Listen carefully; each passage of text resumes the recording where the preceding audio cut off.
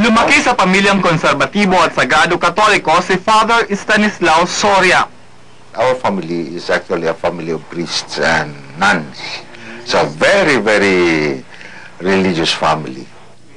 Kaya naman bata pa raw siya, alam na niyang pagpapari ang kanyang magiging misyon sa buhay.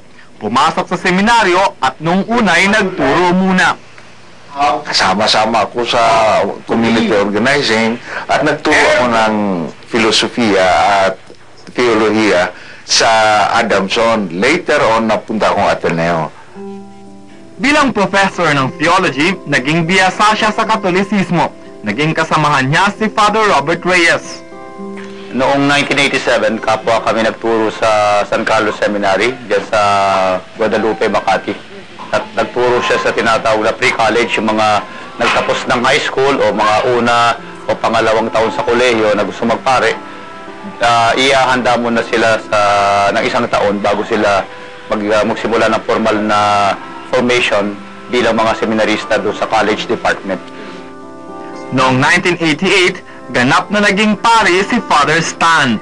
Kwento niya, wala pa siyang alam sa Islam ng mga panahong iyon. Actually, I was a bigoted Christian na I really hated anything moros. So kayo, matindi yung bias nyo against Muslims? Matinding-matindi. As a matter of fact, yung premise ko sa mga Muslim, kaya sila nanatiling Muslim dahil walang alam. As a matter of fact, negatibo pa dyan ang judgment ko sa Muslim. Ano po? No. Ang tingin ko talaga sila, puro tanga. With apologies to Muslims now. Ang laki kong gulat when I was in UP na I discovered the other way around. Hindi naman pala ganun katanga ang mga Muslim. So actually, that was a shock to me. 2001 nang mag-enroll sa UP Institute of Islamic Studies si Father Stan. Professor niya noon, si Zulkifli Wadi. I requested him to read more on Islamic thought.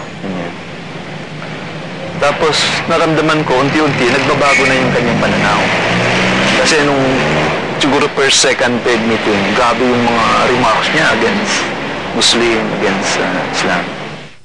At nang maaral ng maayos sa mga doktrina ng Islam, tuluyan niya nang tinalikuran ang pagiging pari.